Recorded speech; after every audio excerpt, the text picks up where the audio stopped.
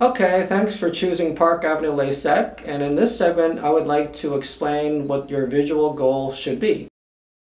If you choose the high definition procedure, it's a more accurate prescription that is achievable in glasses or contacts. So if you're wearing glasses or contacts, you should be aware of the system that each increment is plus or minus a quarter diopter, meaning your prescription could be minus 3.00, or it could be minus 3.25, or it could be minus 3.50, but nothing in between. So if you saw a prescription on a pair of glasses or contacts that said like minus 3.34, you would think it's strange. It's just not 325, it's not 350.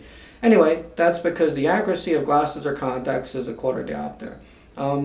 Just so you know, this system was created 250 years ago by Benjamin Franklin, who's one of the founding fathers and also had one of the earliest pair of glasses in the United States. But you can imagine a system that's over 200 years old is not the most modern system.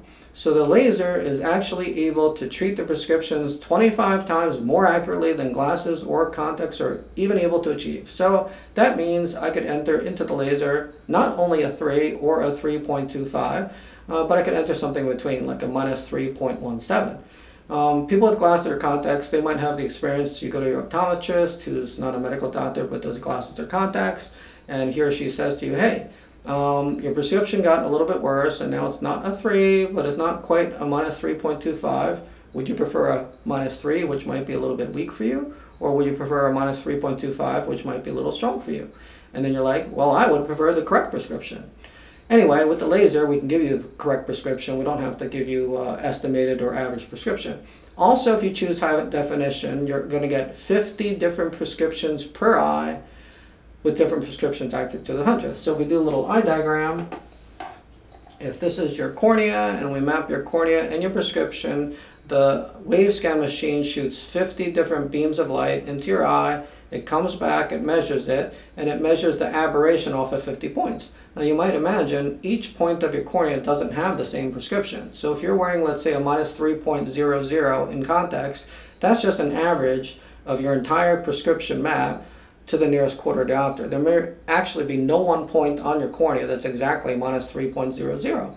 So with the wave scan high definition custom view, it maps every point. It's about a millimeter area per point, and it has a slightly different prescription, and it records that prescription in a flash drive actually. So it's got 50 prescriptions per eye, and we're not entering that into the laser manually like we do for the standard definition, because number one, it would take too long, and number two, by the time you're entering 100 pieces of data for 2 eyes, you might make a mistake. So that just gets entered electronically with a flash drive transfer. It also takes a digital map of your iris. The iris is unique. If you go into a super high security vault, like a nuclear facility, a lot of times they have iris registration where you put your, you see this in movies, you put your eye in it, it goes doo-doo-doo, unlocks the vault. Okay, it's more unique than a fingerprint. And another advantage of the iris for security is you can't change your iris. You can kind of etch your fingerprints. If you did that with your eye, you'd be blind. So anyway, the laser has the same system where it maps your prescription and also maps your iris.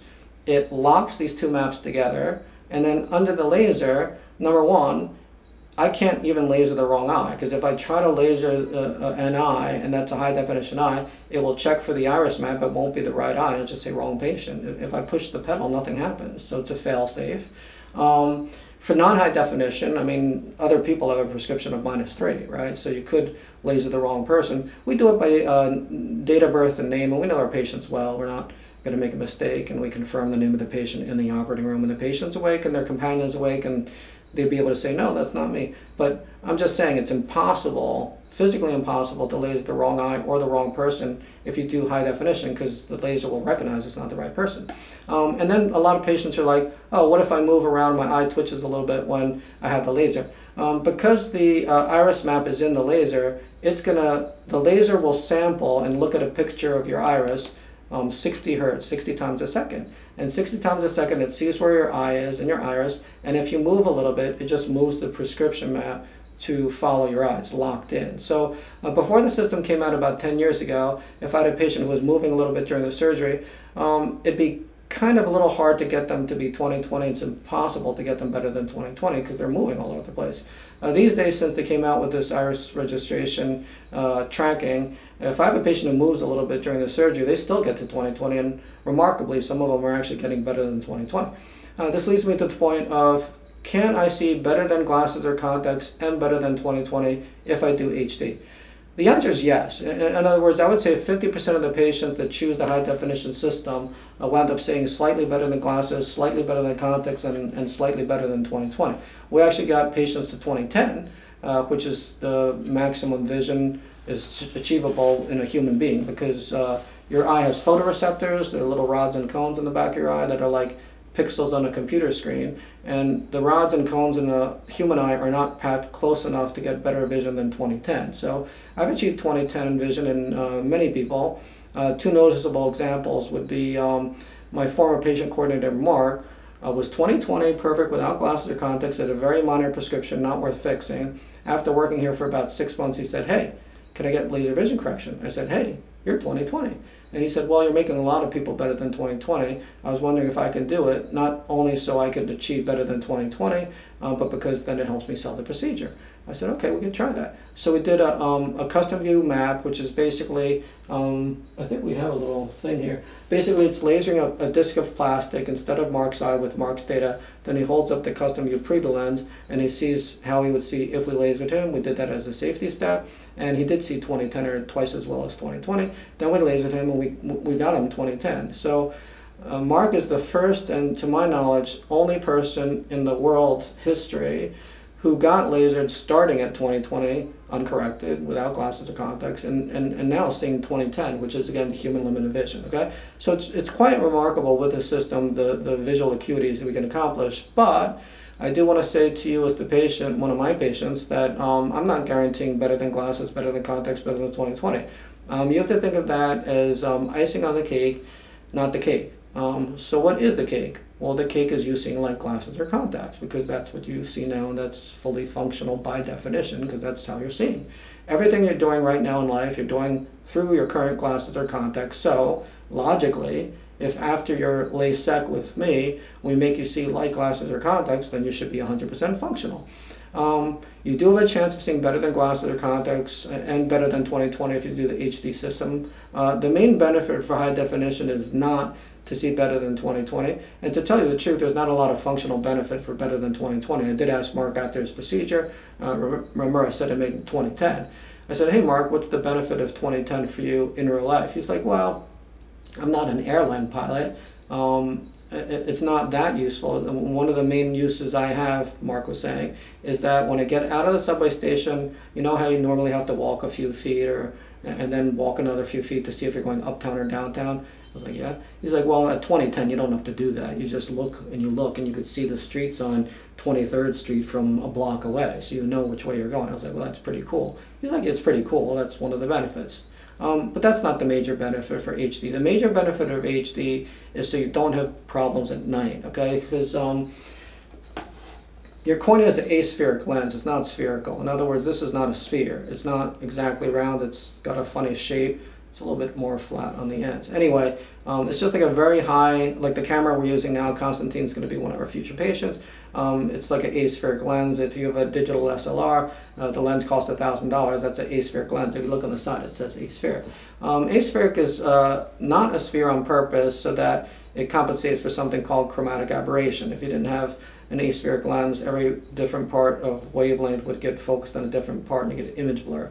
That's why the high quality lenses and the human eye is like that. But anyway, because the eye is not spherical, it's aspheric, you have a higher prescription on the periphery. So everybody has a higher prescription on the periphery as a cornea than on the center. So that's why if you ever have the experience where you have a pair of glasses that are old, you put them on the daytime, it's okay. You put them on at night, it sucks, okay? It sucks because as your pupil dilates, it reveals the peripheral cornea that needs a higher prescription. So let's say your real prescription is -3, your glasses are -2.75. In the daytime, you're only off by 0.25. It's fine. You're like 20/25. When your pupil dilates at night, the periphery might be like a -3.25 or maybe even a -3.50. So you could be off by 0.75 and have horrible vision. So if you think about it, if you don't do high definition, I have to choose some prescription to put onto your cornea. one prescription, and clearly I'm going to choose the daytime prescription because that's your more important prescription. That does mean at night your vision's not going to be as good. If you do high definition, the computer puts a different prescription, higher prescription on the periphery than on the center, so as your pupil dilates, every part of your cornea is revealed as a perfect prescription, and it gets rid of a lot of the night glare and halos and all that kind of stuff. So in general and in summary, I would like to promise you, the patient, that we can make you see light glasses or contacts if you do standard definition. If you do high definition, we might make you see slightly better than glasses or contacts. We might make you 20/20. You should ask the fellow in the exam room exactly what your visual potential is. They're supposed to tell you, but you know, sometimes they don't tell you that clearly. Just ask them. They'll tell you 20/20, 20/25, 20/15. Everyone's got a different visual potential. That visual potential we're gonna grade as like A+. In other words, how you see like glasses or contacts, we're gonna have to grade as A. Anything better than that, by definition, we're going to have to say is A+ because it's better than your functional vision. Your vision without glasses or contacts, we're going to just arbitrarily call that a failing grade, E or F. The reason we're doing this system is so in the post-op period, like the first week or couple weeks when you're healing, instead of you coming back and saying, I'm blurry, which is not helpful to me as a physician because it's so vague, you'd be like, okay, based on your grading scale of E being without glasses or contacts and A being with glasses or contacts, I would say now I'm maybe like a B-. It just helps on the quantification to make sure that you're comparing your vision not just to like glasses but also to like without glasses. You're making two comparisons, not one.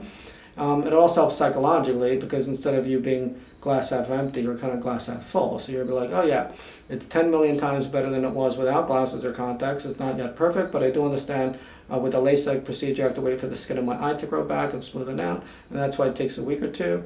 LASIK doesn't require that, so it's a day or two. But again, the advantage of LASIK is less night glare, less halos, better final vision, safety if you get punched in the eye, you don't have a flap to come up. All those things are advantages, and the disadvantage is a longer recovery period.